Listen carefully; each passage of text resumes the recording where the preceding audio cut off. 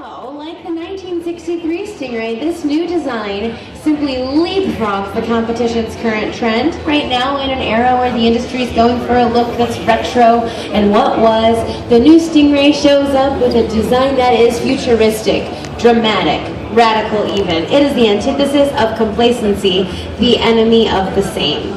An enemy of the same is our mantra. You'll find it in our marketing materials, and it's what we kept in mind when we redesigned every single element of the 2014 Stingray. There are literally only 2 carryover parts on this vehicle from the C6, a latch and a filter, and that is all.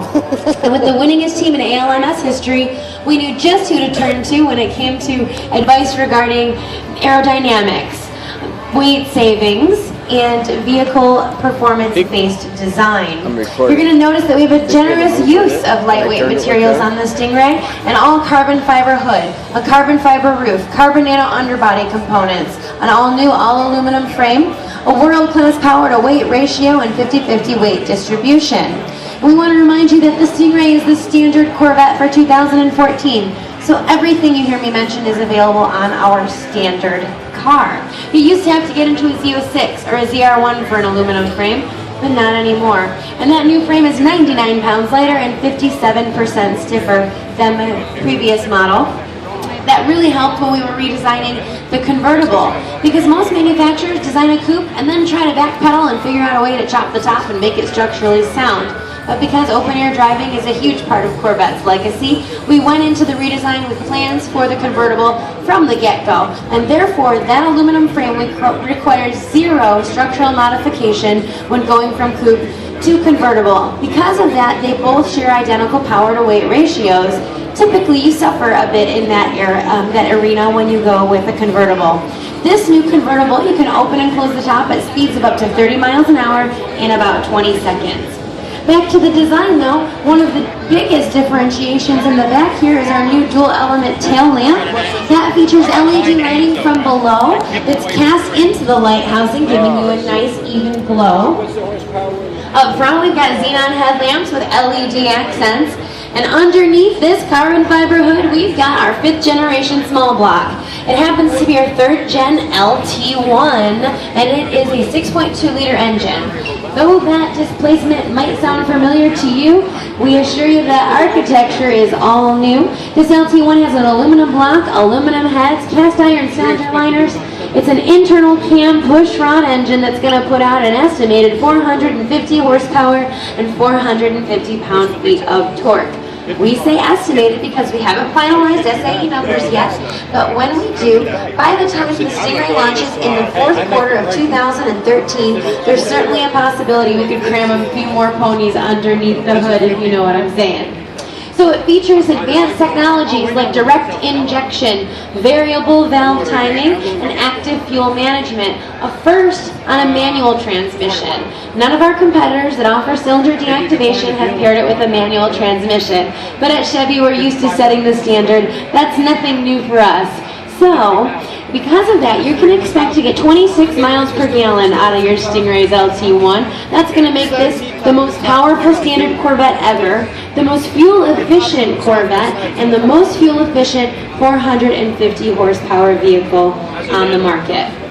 However, don't get it wrong, this engine is an absolute powerhouse. Under 4,000 RPM, this puts out a torque rating that is on par with the legendary LS7 from our Z06. So yeah, you guys have all the power you could ever want in the standard Corvette, and that engine's mated to your choice of a 6-speed automatic with paddle shifters or a 7-speed Tremec manual transmission with active rev matching.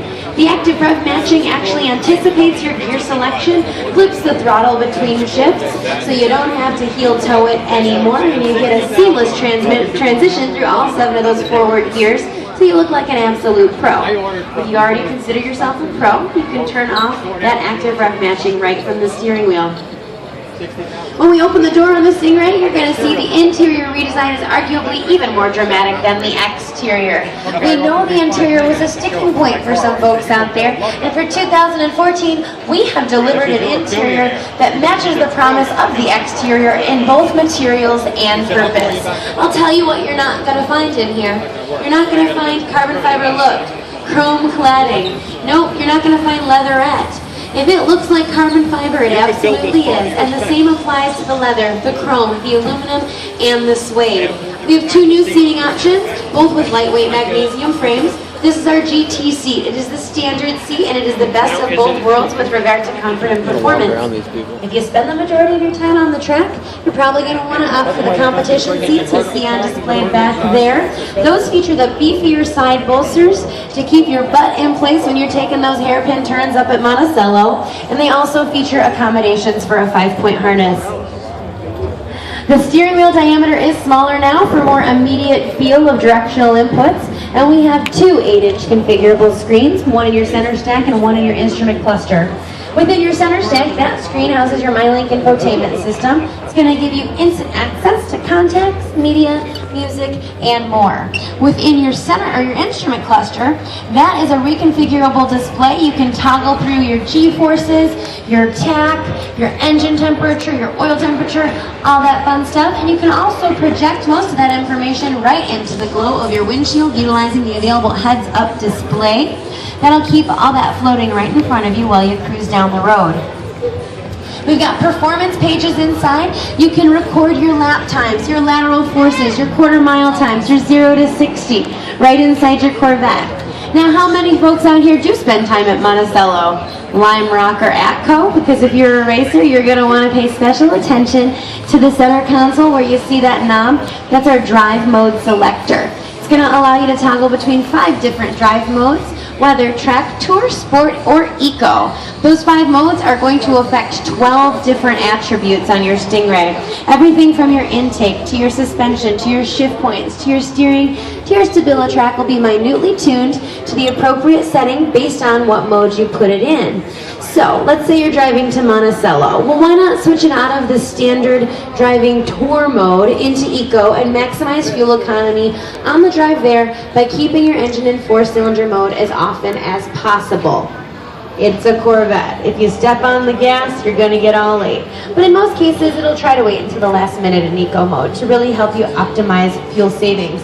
When you get on the track, switch that baby on over to track mode for wide open throttle, all 8 cylinders, our stiffest suspension setting, and everything you need to absolutely dominate the competition. It wasn't lit up earlier. Outside, you'll notice this is our Z51 package. That's going to give you additional cooling. We've got venting throughout the vehicle. Sorry, buddy. Now, everything is absolutely functional. Up front, for example, this is not your traditional ram air hood that actually forces cold air in. In this case, this setup here actually reduces front end lift when cornering and accelerating. Cold air comes in through the dam here and then passes out through these vents, certainly cooling your engine compartment to a degree, but also reducing front end lift because we have a 50-50 weight distribution with a rear mounted transaxle. That additional downforce up front comes in handy when taking fast turns. Back on the rear quarter panels, those 2 vents there. This one of them cools your rear differential, the other cools your rear mounted transaxle that we discussed, and they both exit near the tail lights here. Z51 is going to give you 19 and 20 inch staggered wheels versus the standard 18, 19 inch configuration, dry sump oiling on the Z51 package, and the availability of magnetic ride control. For those of you who don't know, MRC is General Motors' groundbreaking use of magnetoroeological fluid in the shocks. What it does is allows us to pass an electronic current through there and modify the stiffness of your suspension continuously in milliseconds, keeping you in the most optimum suspension setting for whatever driving conditions you're in. MRC is why Motor Trend, Car and Driver, Auto Week, they continuously rate Corvette and its sister vehicle ZL1 higher in our most closely matched competitors.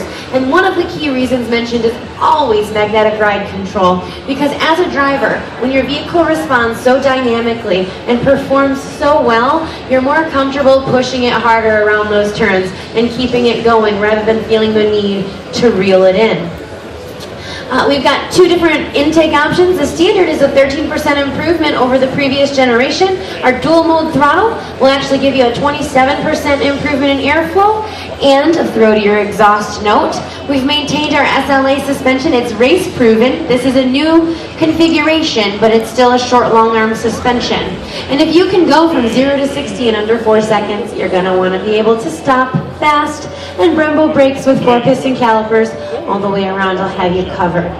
With regard to price, we haven't released pricing yet. Keep in mind, the Stingray is the standard Corvette for 2014, and we have said this: if you can afford a current standard Corvette, which starts at about $50,000, the Stingray will be a bit more because of all of the technology, but not so much more that it will alienate our present customer. And that's the only quote I can give you with regard to price, guys. In terms of when the vehicle launches, we've said fourth quarter of 2013 as a 14 model. You'll have the coupe going into production first, with the convertible following very shortly thereafter, probably in about 6 to 8 weeks with regard to production. If you have any additional questions, you can feel free to ask me. My name is Heather. Be sure to visit all the performance vehicles we brought out for you today in New York City, because we knew when we were coming here we had to bring the big guns. We got you our Z28 Camaro, the return of the track-capable, well, not that they're all not track-capable, but the track monster. In this case, it's got our legendary LS7 from the Z06. We've got our rear-wheel drive, 4-door performance return of the SS sedan, and our 2014 Chevy Silverado. If you want to wear your love for Chevy on your sleeve, head up and get some Chevy buttons. And thanks for stopping by the Chevrolet display, where we are proud to be the leaders in performance, both on and off the track.